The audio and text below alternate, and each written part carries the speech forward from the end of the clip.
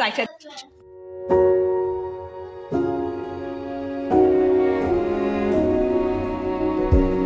You say take me on a treasure hunt. I long for something new.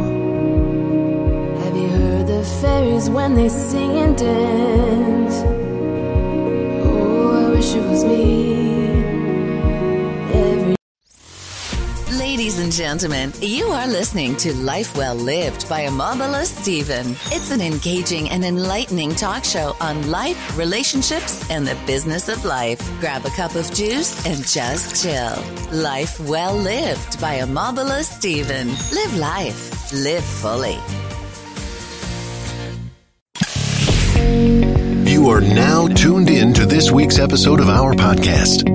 Today, we are going to interview some of the greatest and most influential minds in our field. By sharing our collective expertise, we will show you how to harness, control, and use your own skill set to achieve ultimate success and live the life you want. And now, please welcome your host.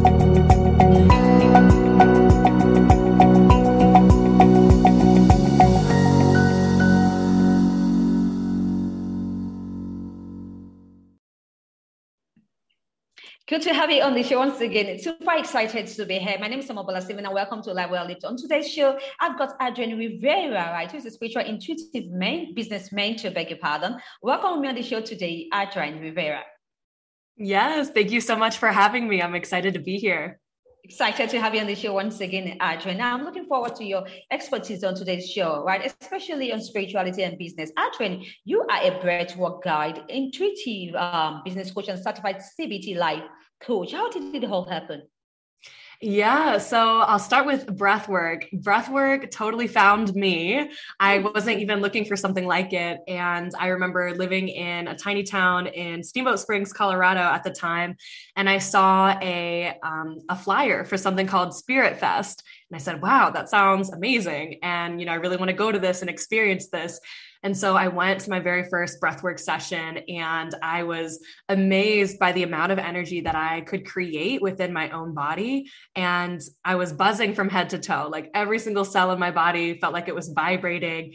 And there was so much euphoria, so much pleasure that I was so intrigued. I'm like, wow, how am I creating this much sensation simply from my breath? And so I kept coming back and back. And at that time, I had just started my very first business, which was fitness coaching, and was doing that for a while. Then that transitioned into business coaching when I found that I have this talent for being able to come up with these business ideas for people, and to strategize it. And it's been powerful, to really combine both of them because I've never really met a lot of other people that use breathwork for business.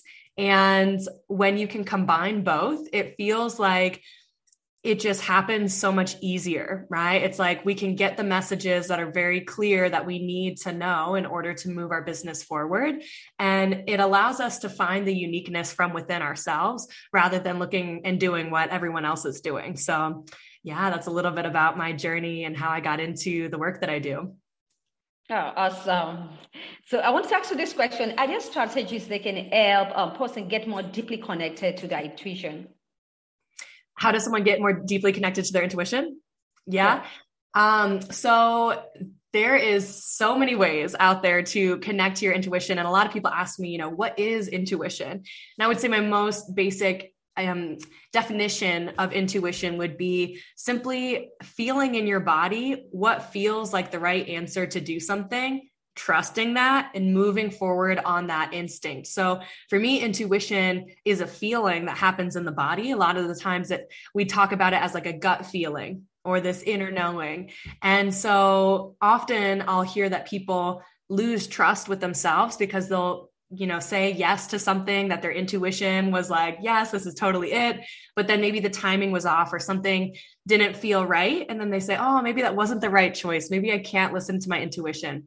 And it really is all about trusting yourself and the mindset that you go into it with. So let's say that you heard a strong intuitive feeling to, I don't know, move to California.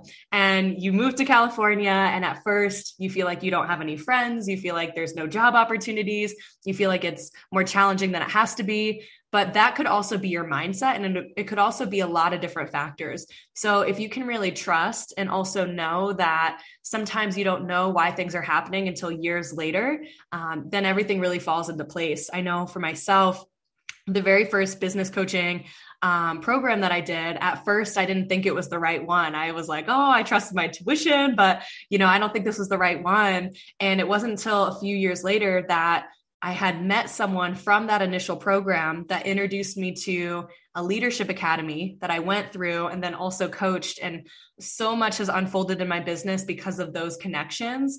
And I never would have thought of it because it took me like years to see why I was called to be in that program. So that's a really great example of using intuition. And for breathwork in particular, breathwork has this ability to really unlock the wisdom from within us. And it allows us to deeply connect to the parts of ourselves that really know the answer already. And this is really powerful because I have a lot of people that come to me that are coaches and healers that want to grow their business. And they ask me, well, I still don't really know who I want to serve, or I'm still getting more clear on my niche.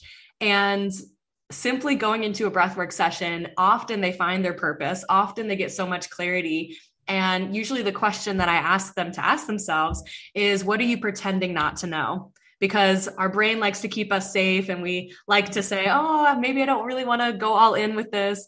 But really, we have to start somewhere. And if we can just trust that we know the next step, we don't have to know the entire, game plan for the next 10 years. But if we just know the next step, that is going to unfold the next step and then the next step. And then you move forward in that path. And that really reminds me of this question that I get asked a lot, which is, how do I really know if I'm in my purpose? And this question, I think, actually paralyzes people because people spend their whole life wondering, am I really in my purpose? Am I really in my life path? And the only thing constant is change, right? So the only thing that is constant is change. I know that my purpose 5 years ago was different than it is now.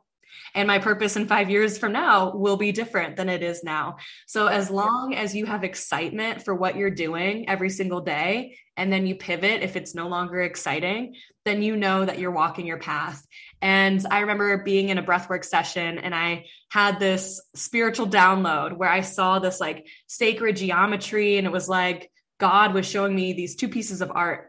And what I heard was like, this is a beautiful piece of art, isn't it, Adrienne? I'm like, yeah, it's beautiful. And then I see this other one. They're like, isn't this also beautiful? I'm like, yes, but it's so different.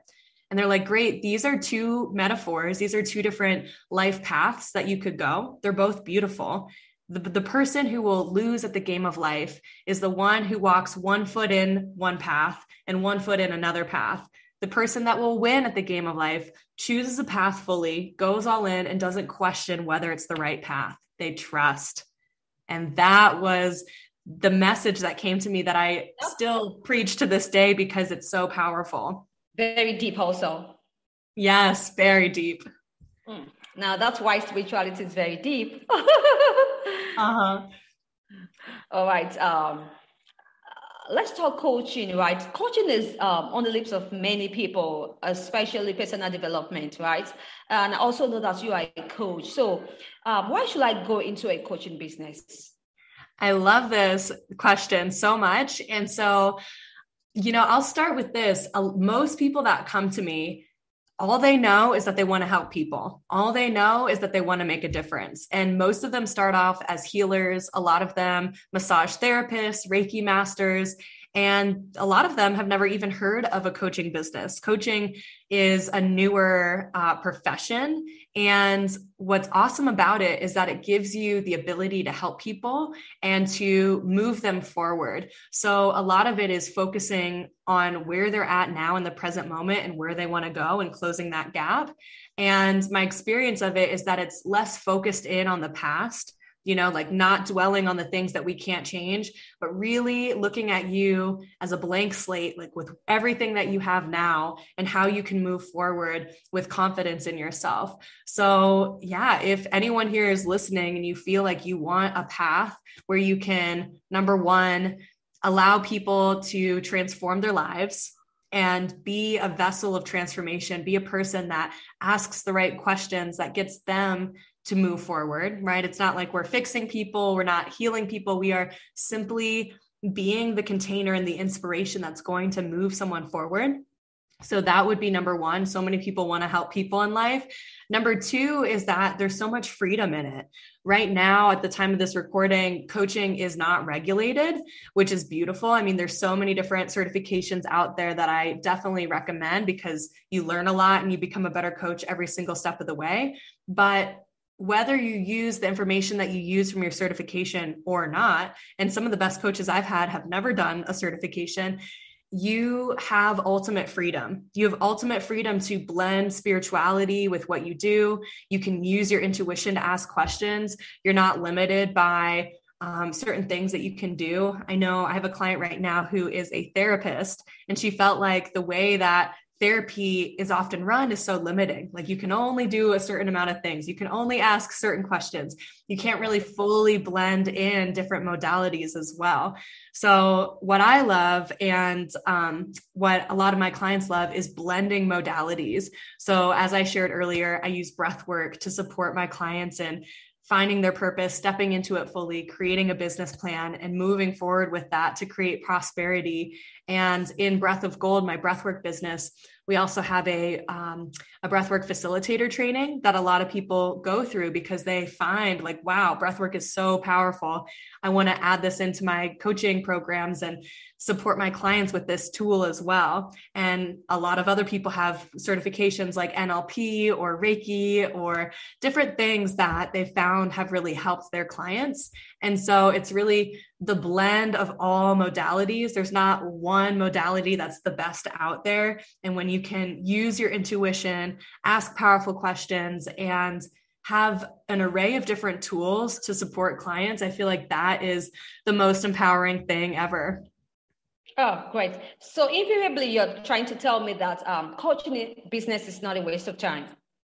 No, it is not at all a waste of time. It is quite the opposite. And like, if you don't want to work for someone else and you want to really live a life that inspires you and makes amazing financial abundance, then coaching is totally the right path for you. Great.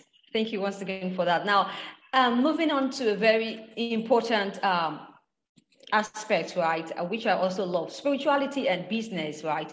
So is there a way a person can incorporate spirituality into their business? So another question on the flip side is that, do I need to be more spiritual in order to be successful in my business? I love this question. If you need to be more spiritual in order to be successful in business, I will say this, there's no right or wrong answer. And that being said, the coaches that I've had that have made $1 million or more in their business are all super spiritual. And is that a coincidence? I don't think so. I don't think that's a coincidence at all. When we know that there is a greater power that's outside of us and that's also within us, it allows us to take bigger jumps, bigger leaps of faith, and move forward with those scarier decisions in business. When you are the business owner, you have all the potential risk in your wheelhouse. You could make the wrong hire, you could make the wrong investment. Although I also don't believe that anything is wrong. Everything is a learning lesson, right? But when you trust and when you can have a spiritual practice that resonates with you, you know that things are going to work out. So you no longer have fear to stop you the way that it may have in the past. You may put all the pressure on yourself if you don't have a spiritual business practice, and that could be immobilizing. Like that could really cause a lot of mental stress because you're putting everything on you. And when you can believe in something bigger, I believe that there's this like energetic shift that happens and people feel that as well. It's like they feel this confidence that's kind of coming through you. And it's like almost not even your confidence. It's like this inner knowing. And they start to trust that and move forward with your confidence and believe in themselves more. Oh, great. Adrienne, you have a gift for challenging business ideas for others, right? Tell me, what's the success rate? Yeah. So it really depends on a lot of different things.